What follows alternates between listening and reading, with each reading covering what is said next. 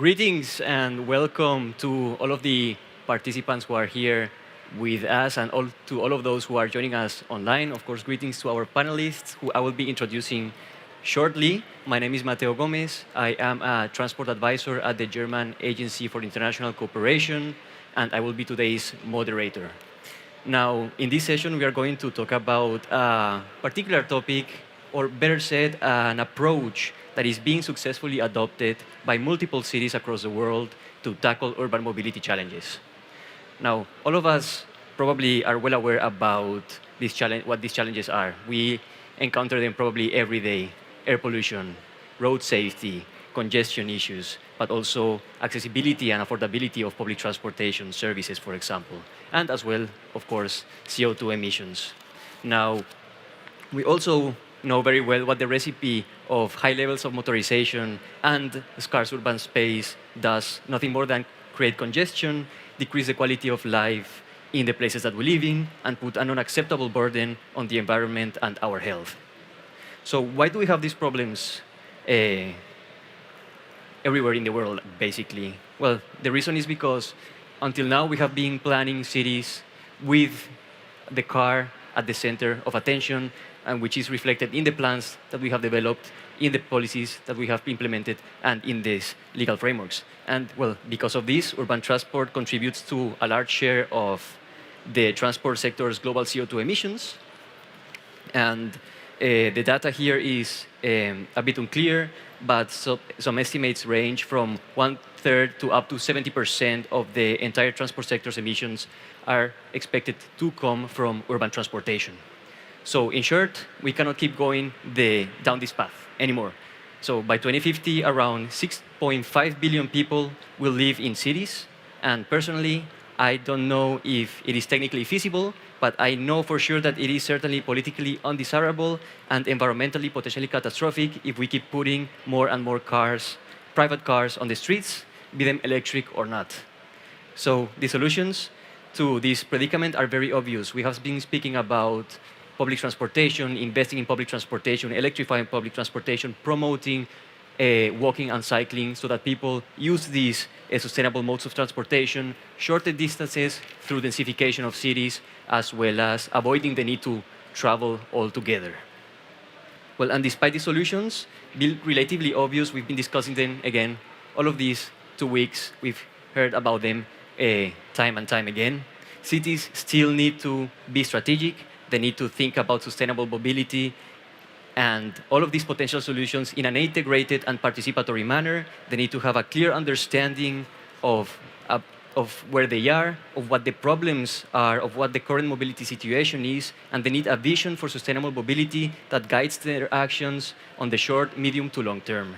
And this is exactly what sustainable urban mobility planning is, and what we are going to talk about today.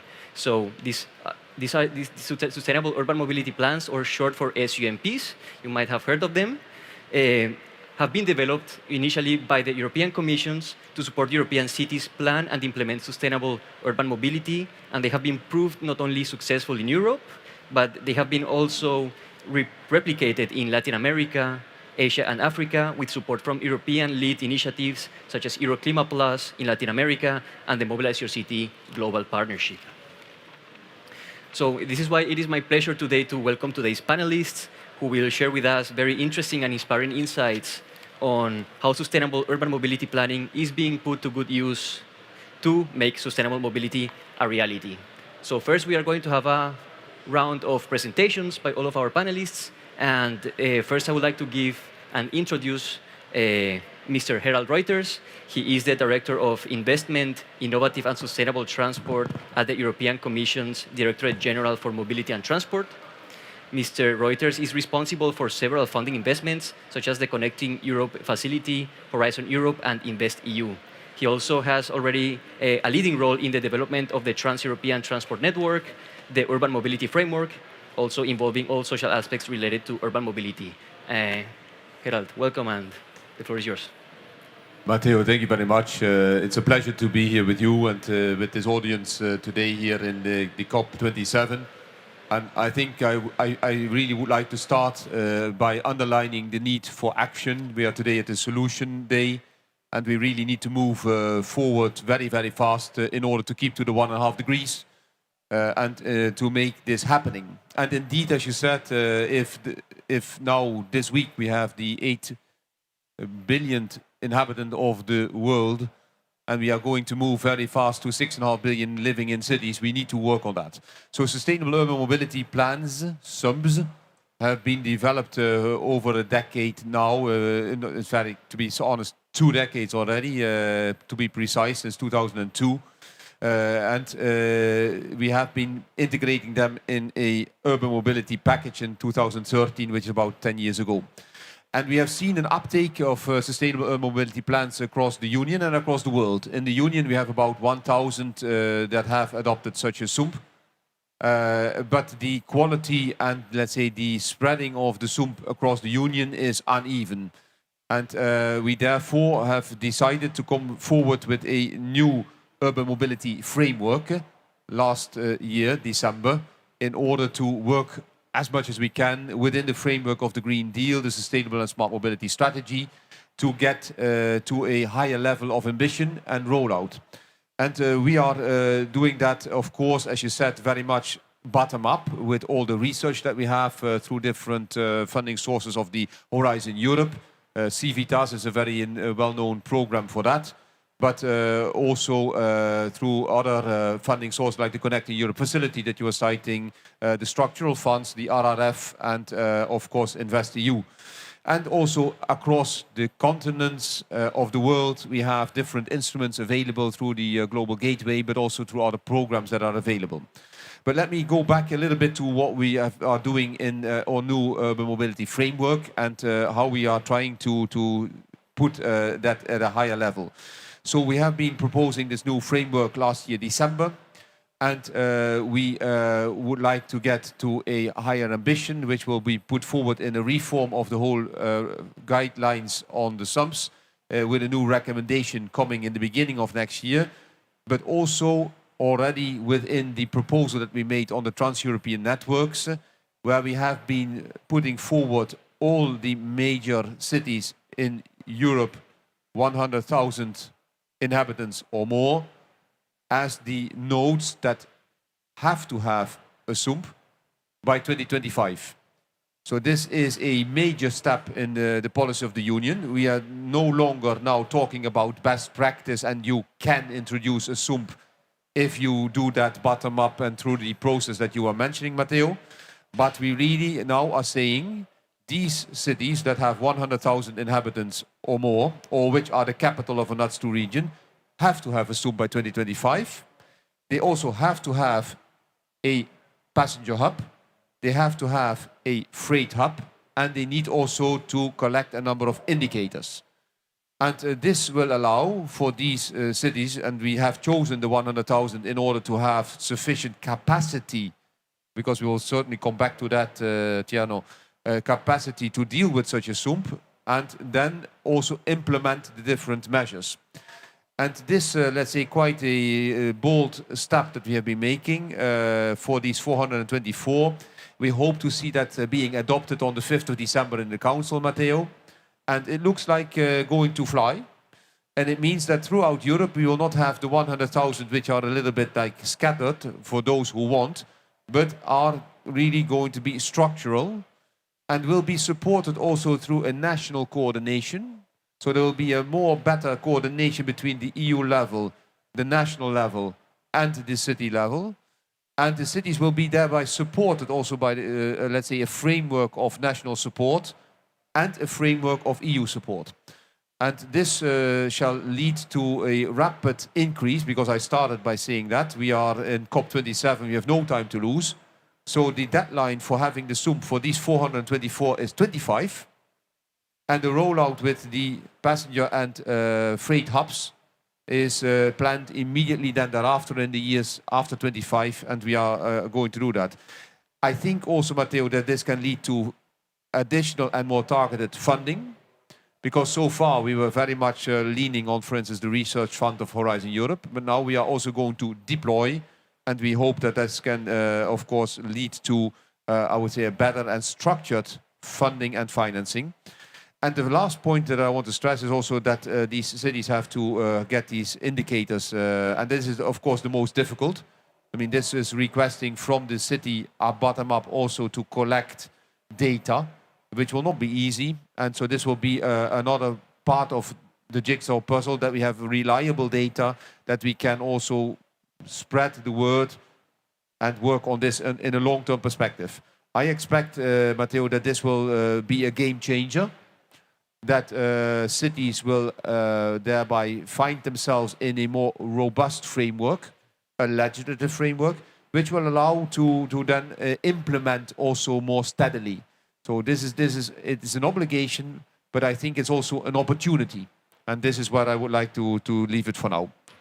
Thank you so much, Herald. So it is certainly, I mean, you have touched so many important points, but I think very important is also that SUMPs, these sustainable urban mobility plans, are for all kinds of cities. So smaller cities also need additional support, potentially from the national government, because they might lack the capacities, the financing. This is, I think, why it's so important that you have mentioned these two topics. Now, before I go to the second panelist, I need to please ask the participants here with us online that please use your headphones, because we are going to speak in several languages. So now I'm going to ask you to travel in your mind to Latin America, and we are going to hear from Uruguay's experience at the national level developing a national urban mobility policy, using also the methodology of the sustainable urban mobility plans. Now, Paola is an economist and has been working for more than 10 years in climate change mitigation, with a more recent focus on low carbon mobility. She works at the National Climate Change Directorate of Uruguay's Ministry of Environment, and she participated in the development of the country's nationally determined contribution, and was also involved in the development of the country's national policy on sustainable urban mobility, which she will be presenting next. Thank you, Matteo, and good afternoon to all. It's a pleasure to be here to share some thoughts and some experience from our country, from my country. I will show you a little bit of our process.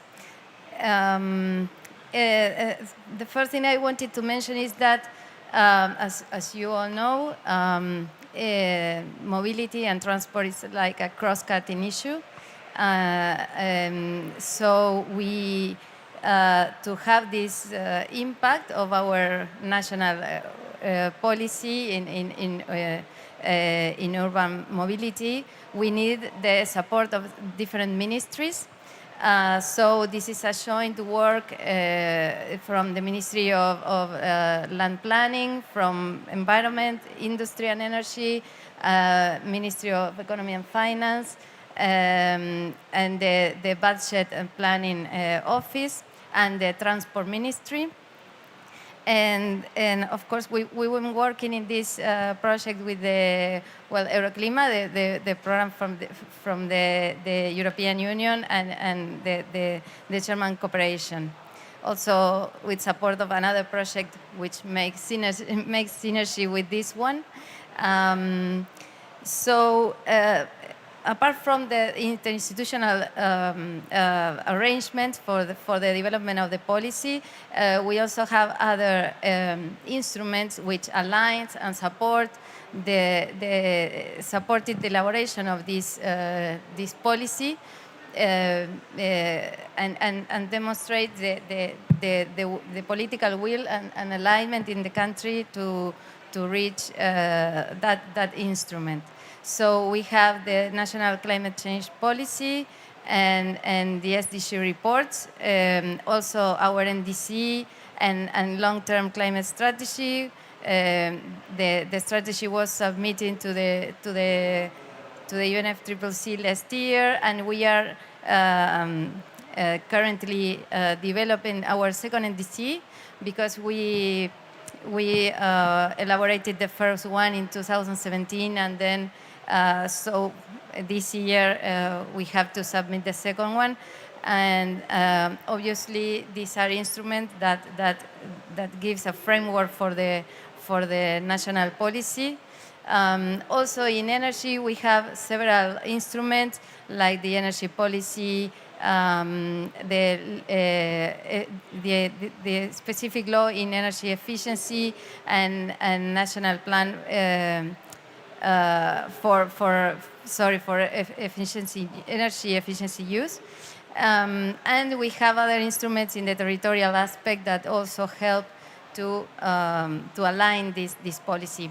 And also in economic aspect, or the economic policy also has some instruments to promote the introduction of electric vehicles in our country, that also helps to make this transformation for sustainable mobility. I should also clarify that even if the policy is a national policy, the urban mobility is an aspect that is in the local governments have the authority or the legal authority on the mobility in urban areas. So the national government has to articulate and to promote, but it cannot enforce the local governments. So it has been a real challenge to work with the local governments in order for them to internalize these concepts, these ideas. And as Uruguay is a very small country with many people, maybe they didn't at the beginning, they didn't visualize for example the congestion problem or other problems that are typical from transport sector, because we have a very big population. So we work in the cultural change at the same time that we were making the policy. So within the project, we in this sense that I was mentioning, we did some from 2019. We started working like in these two levels, at the national government level, and then with the local governments. Making workshops and some technical instruments.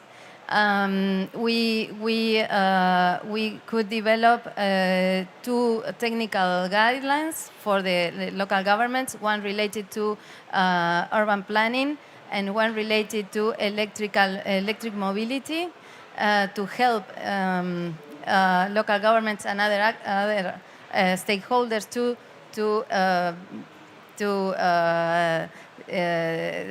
develop or to implement these kind of changes, and then we work obviously in the document for the policy, which is going to be I hope approved, but by all the ministries I was mentioning at the beginning in a short time. So these are the instruments I was mentioning, the guidelines, capacity building, of course, and then going to the document, it has a 2050 vision, which aligns also with the national policy of climate change horizon, and also the long-term strategy. This is like the same, they have all the same timelines. It has also some objectives and some measures. Well, this is the vision. I'm sorry, this is in Spanish, but it talks about that all people in Uruguay have the opportunity to access has the access to the opportunities offered by the cities, and no matter their condition or where they live, and also it shows the co-benefits of a sustainable mobility related to making cities more valuable, more friendly, and at the end improving the quality of people's life. The next steps, we would like to, of course, we have to have this document signed by all the involved ministries. There is a commission that will be established based on a current technical commission for sustainable mobility, which exists nowadays in Uruguay, from all those ministries and other stakeholders which work in aligning instruments and policies to a more sustainable mobility. So this commission of a higher political level will build on that group, which already functions, and it has been functioning since 2014, when the first steps to a more efficient mobility were taken. And in that moment, it was more focused on introducing electric mobility. But nowadays, this technical group is like it has a broader scope to work on sustainable mobility, not just in efficiency and in electric mobility, because we have a broader now idea of what we would like to achieve, and it started with electric mobility because I take the opportunity to mention that Uruguay has made its first energy transition, and we have already 98% of our electric matrix is based on renewables.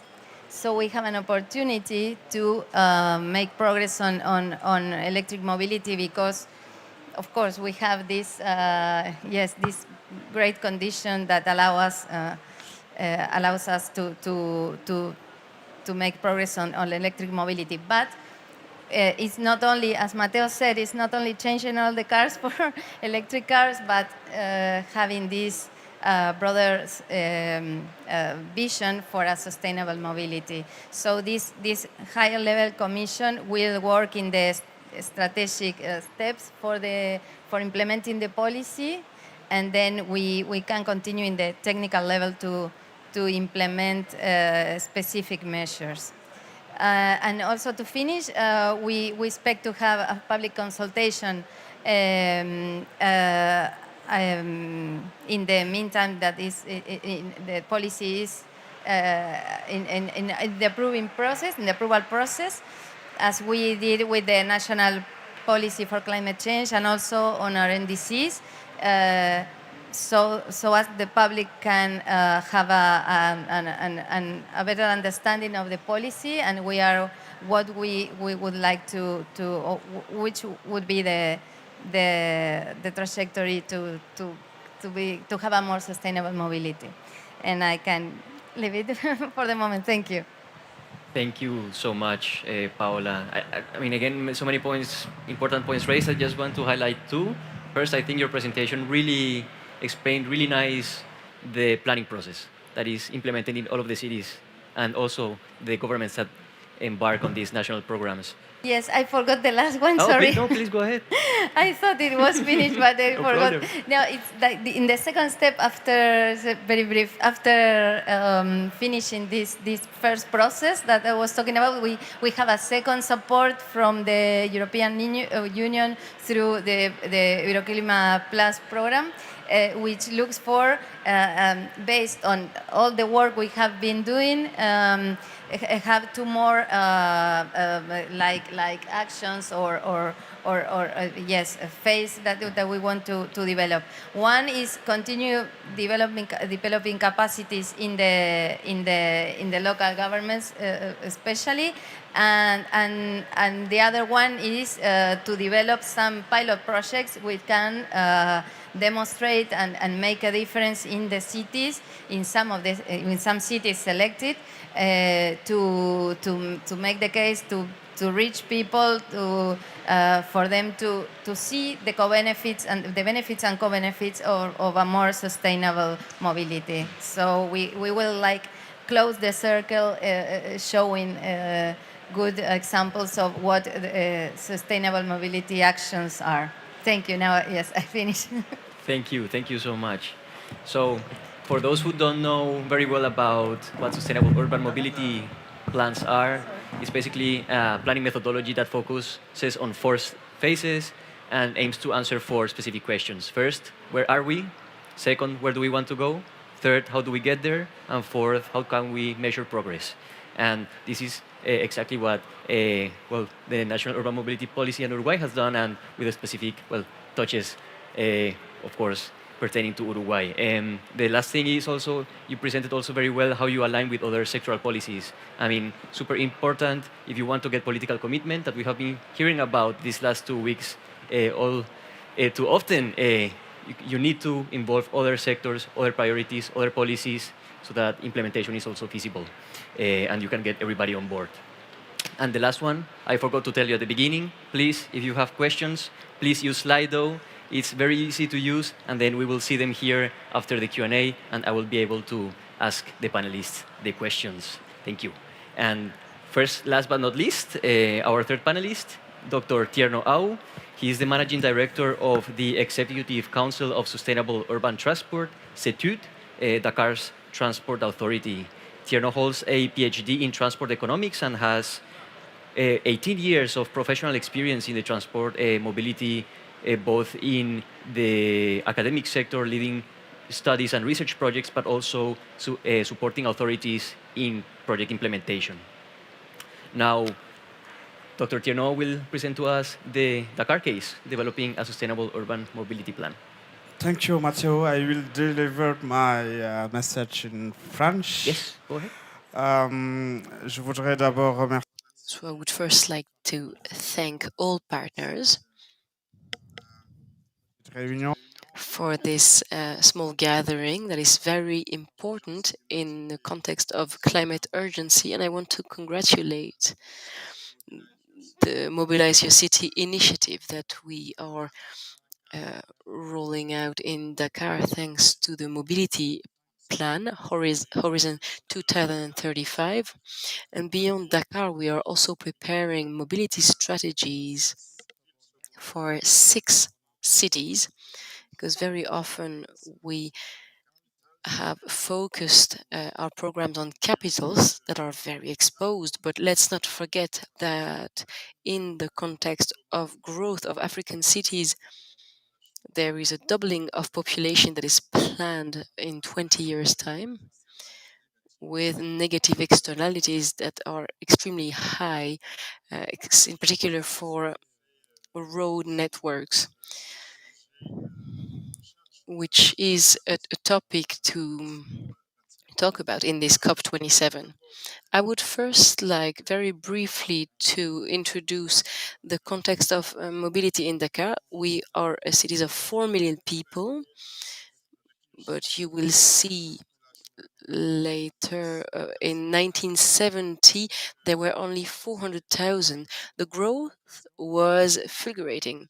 So 7 millions are planned for 2040, with a high pressure on urban occupation and planification, and on road network. So there is a saturated road network with air pollution, and the government has started to work on this topic with the Transportation Ministry, and it's the authority that is trying to find solutions with the support of the government. We have done some transitions, and transition is the priority, so towards a collective mobility, because if you look at numbers, out of the 7.2 millions of trips, only 30% no, 70% are motorized and only 25% for public transport and 5% of private vehicle. And the city is already saturated. So if you have 30 vehicles for 1,000 people and we already have troubles on the road, we need to create changes right away so that we can stay competitive, economically speaking, and to be performant as regard to the environment and to the air pollution. You see here the saturation rate in city centers where we're at 105% of use, which is why very early on we were involved in the Mobilize Your City initiative to make Dakar a decarbonated city for transport. I want to say that we are at the same pace as developed countries. Africa will not have time to go through different implementation phases, to go from collective mode of transport that are of less capacity, because we are in the face of this urgency. So we need to make strong and ambitious choices. And this is what Dakar is doing right now with first a regional express train and then to work on a policy soil use to have management poles to deconcentrate Dakar, which is only 0.3% of the territory and that has 23% of the population. And very often we have such indicators in African cities. So for urban planning policies, we need to have new urban poles. And so this high-speed train that I was talking about is linking the city center to the new town that is situated less than 50 kilometers away, and that should be a strong planning center to contain flows. And in addition to that, in addition to that high-speed train that is at the south of the city that you can see on the map here, we are implementing today, with the help of the World Bank and the European Investment Bank, a pilot project that is very interesting for Africa because it's the first electric project, and it will transport 300,000 people per day on the most populated areas of Dakar. And we want to launch this transport mean in 2023, and we are already focusing on the restructuration of the network with our partners, including the EU, to really propose alternatives to public transports that, yes, transport most of Dakar's population because of the very low motorized rate, but they are very polluting. So the mobility strategy, and I will conclude on this, that we want to have is to have a real green city with inclusive and resilient public transportation. Those are terms that you will find in your regions as well. And in Africa, we need that ambition. In the framework of this global initiative, we have built a network that prioritizes, you see on the map, transformed roads to really transport as many people as possible and not as many vehicles as possible in collective transportations. And I always say that at the heart of this initiative, we need to really take away the fact that what's more important is that high level income and level income can share the same vehicle. And at that moment, we will have reached a very important development indicator. So the country is already articulating around several main lines, sorry, that are going to go to living and working hubs, we will give the priority also to the active population, and we are also taking into account transition, energy transition, and digital transition objectives that should allow for better regulation of transportation. In addition to this public transportation offer that needs to be very performant, we also have other objectives to better densify around hubs. We need for we need um, automotive and motorized displacement that are greener, and this should lead to greening of the city with more inclusion in terms of activities. So this is what we want to offer in Dakar. And today we can also see that in other secondary cities.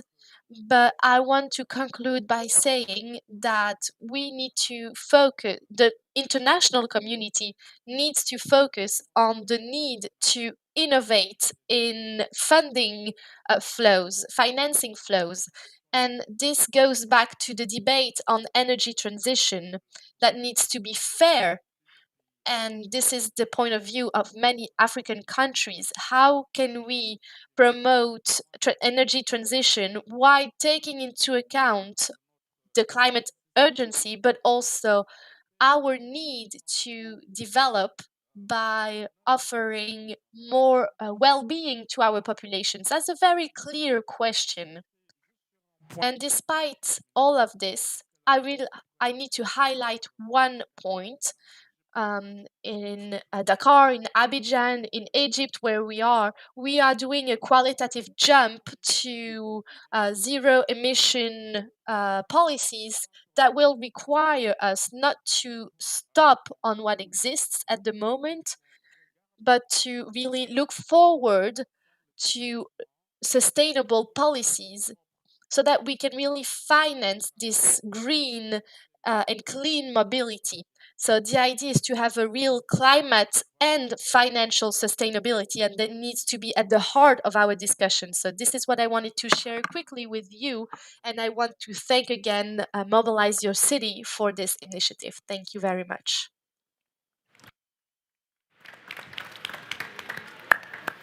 Thank you very much. I'm going to take my headphones off.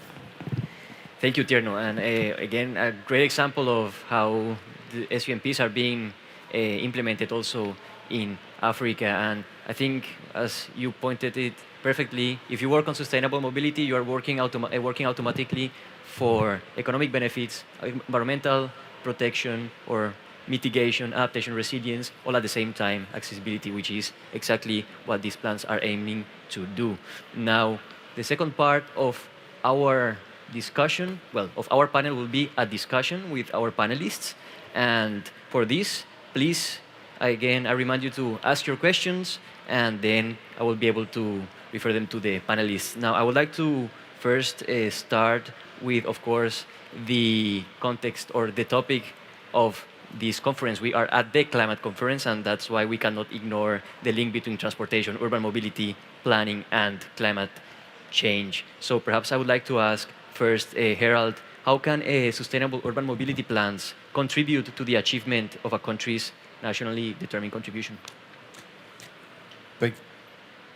Yes, thank you. But first of all, merci beaucoup pour ce que vous avez mis en avant. But first of all, thank you very much for what you have put forward. I really liked and appreciated the table that you have showed about this qualitative jump regarding the transportation mode repartition that really focuses on public transportation and collective transportation that is qualitative and has no emissions. In English. In fact, very clearly, as I said in the beginning, the urgency is now, so we shall not wait. And transport, very clearly, is the cause of the emissions, as you said yourself in your introductory words. And we therefore cannot wait to have these sums being implemented. And in fact, I think also thereby we see transport returning in the NDCs in many countries. I mean, they have such a, let's say, such an important contribution that is made, and that has to be made in the NDCs, that we see them in many of them. So we're very, let's say, positive on that, as many of the emissions come, of course, in urban transport, and we really need to combat them. And I appreciated what Tiana was saying. We need to do that, in fact, by this bottom-up approach, but as a real, I would say, not a incremental change, but a system change. We need to rethink our urban mobility, because just by, I would say, making all cars being zero emission, electric, hydrogen, and so forth, and the fleets, nothing will change. We will just be having the same modal split, and we will not really rethink what we have been doing. So the sums can, in that way, also be seen as really multimodal planning frameworks, and having this, I would say, outdated, very much car-centric paradigm put aside, and really get to a new, as also presented by Tierno, paradigm for multimodal urban mobility. And we are very happy to see that coming back. So we think that the SUMs and also the NUMPs, the National Urban Mobility Plans, can help to operationalize the country's NDCs, in particular by aligning, of course, the transport and the climate policies. I was very happy, Paula, that you were referring also to the cooperation between the different departments in your country, because it cannot come just from the transport department. So this, let's say, synergies between energy, also digital transport, should be fully exploited. I'm also very positive that you have been highlighting how you do this through the perspective of electrifying, but also now going beyond. And I think this is what needs to be done. So we need to also identify the mitigation measures, and we also need to quantify the mitigation impact and compare it with the baseline scenario, and then also establish a monitoring, reporting, and verification system. So it's quite a lot, but I think that this can be done with the NDC help. Yeah, absolutely. Thank you. Thank you, Harold. I would also like to ask the same question to Paola. Can you share a bit more, elaborate more about the Uruguayan perspective, and perhaps a particular question also? Are you planning, or do you expect to quantify the mitigation impact of the NUMP, and will this be fed into the NDC reporting commitments of the country? Yes, thank you, Mateo, for the question. Yes, we, of course, as I try to express, this policy, this framework, is of course aligned with the first and with the second NDC, which is under development now. Of course, we made some estimations of this of the impact that this policy of measures included in the policy could have, and of course we introduced this kind of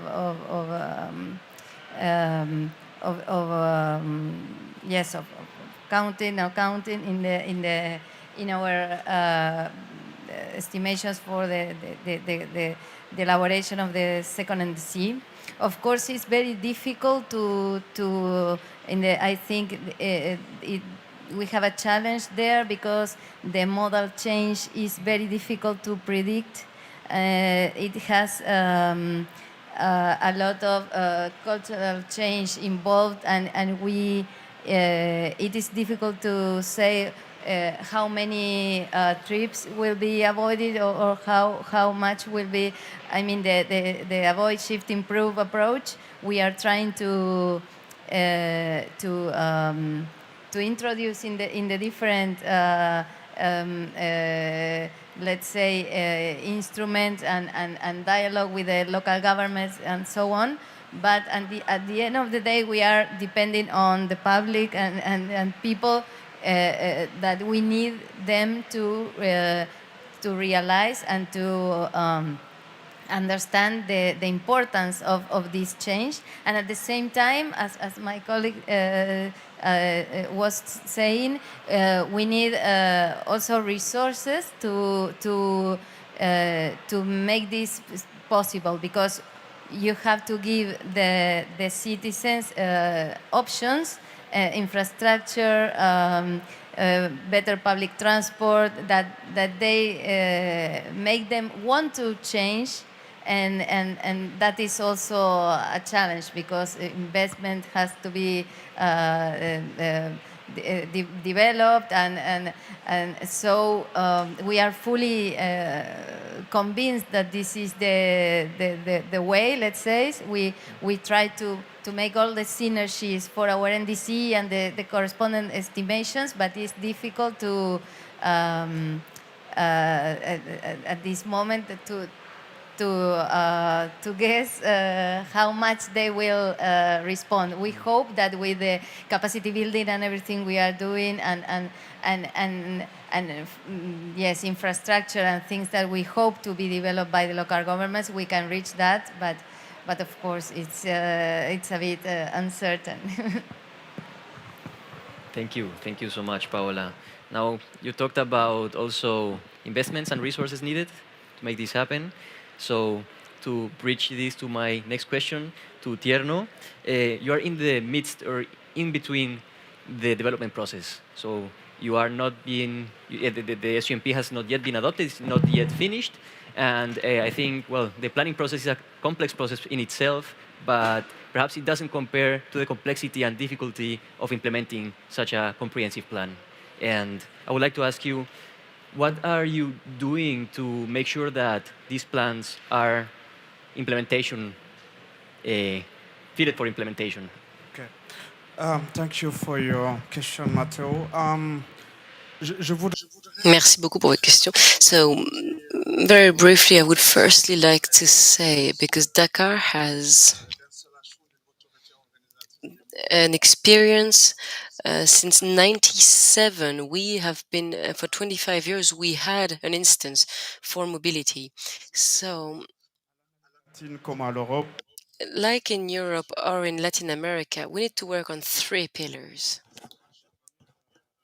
before reaching the process. First of all, naturally, faced with these major challenges, you need to have an entity in charge of the coordination and integration of actions for sustainable mobility. So, we need to start in large cities by creating authorities that coordinate mobility, which is why we organized before this COP a conference in Dakar, a conference gathering 1,500 people to say what we need to put together in common so that African cities become examples of sustainable mobility.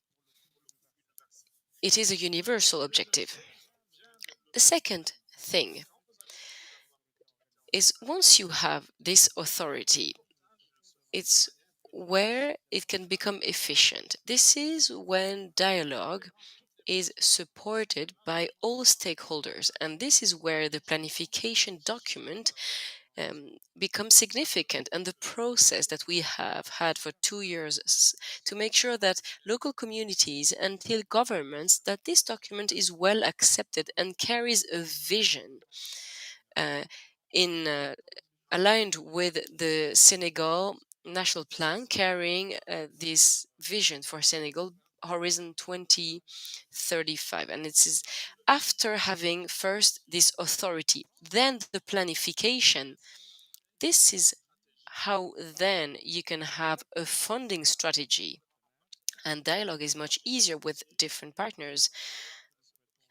And it's easier to say, this is what we want to donors, for example. Let's not forget in these strategies the private partners, because to transform our capital, capital cities, we will have to work hand in hand with the private sector. So these are essential pillars. And now to answer specifically to your question, what we are going to do to make sure that this plan is operational and that it's not just promises, to take into account our international commitment to reduce our emissions, after saying that the scenario we choose is to make clean uh, transportation a priority, we want to say that this document needs to be approved, and we want to bring that at the highest level of government for this to be approved and that it's legally binding. Otherwise, this planification document will be too far from the reality of the field. So to be very short, I'll take this example. Once you have made this document legally binding, all the people working on this mobility plan, including secondary cities, I will ask them to work on operational and technical levels so that the first 5 years of the plan brings precise achievements, so that we know what are the priority topics, what are the priority projects, how are we going to find fundings. And for the first 5 years, you will have this document including uh, donors, private sector stakeholders, with the populations whom we are working on these improvements for. And this allows us to highlight leverage and to make sure that it becomes operational. So we have two main drivers. First of all, make it legally binding, because very often we are on long-term strategies, and to have a launch phase for the first 5 years and to showcase our ambitions for the next 5 years. That's our plan for Dakar. Thank you. Thank you, Tierno. Now we have 4 more minutes, and I would like to ask the same question to all of you. Perhaps you can answer briefly. What can the national governments do to encourage cities to develop sustainable urban mobility plans? Thank you, Matteo.